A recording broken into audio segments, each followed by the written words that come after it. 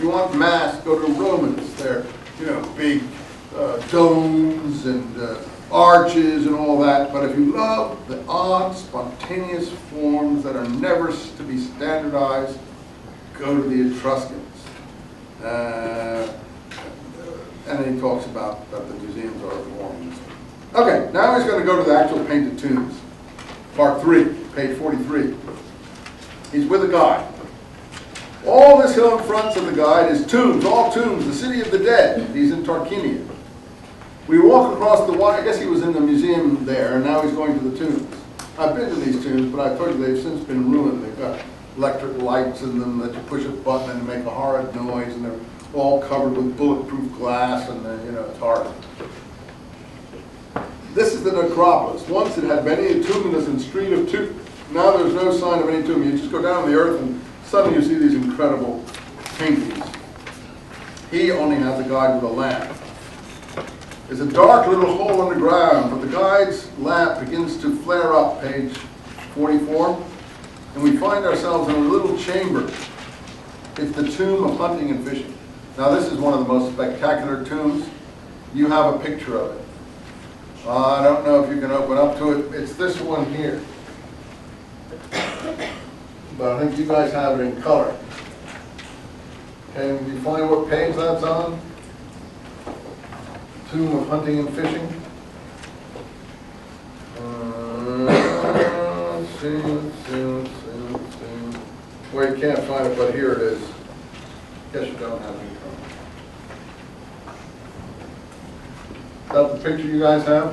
Yeah. What picture? You find What it. figure is it? 15. Figure 16 and 15. You see, he's going to say this is quick with life, and as you can see, it really is. There's birds flying, there's guys in boats, there's guys diving off hills. There's just, the whole thing is like vivid with life. You see what he's responding to, and this is in a tomb painting. Let me see if I can, now I've lost my place helping you guys. Now where am I? You killed me here.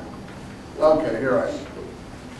It's a small and gay and quick with lights. Oh, let's go back a bit here.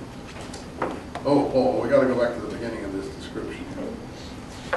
Some call from the pictures on the walls and supposed to date from the 6th century BC.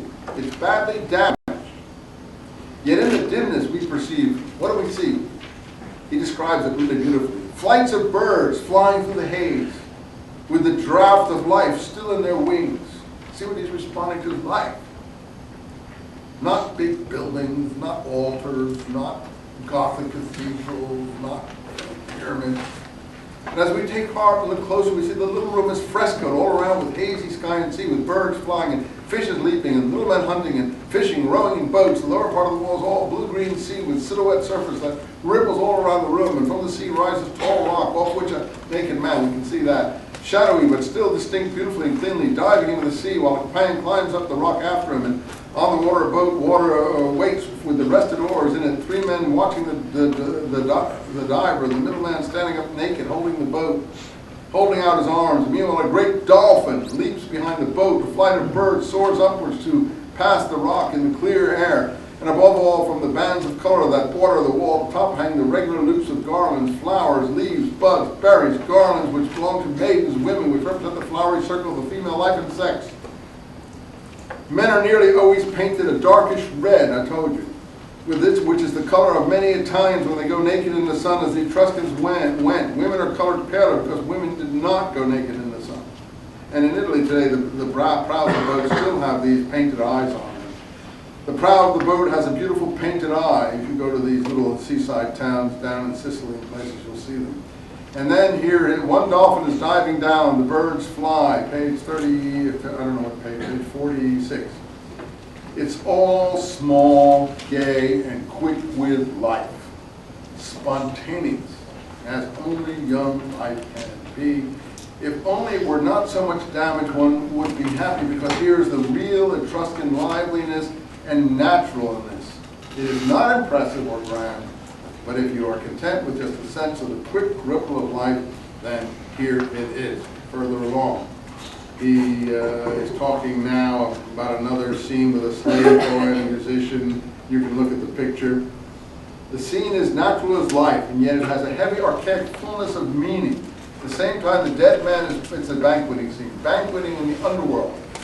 For the underworld of the Etruscans was a gay place, while the living feasted out of doors in the tomb, the dead himself feasted in like manner, with a lady to offer him garlands, for the life on earth was so good, the life below could but be a continuance of it. This profound belief in life, acceptance of life, seems characteristic of the Etruscans. Again, the slaves are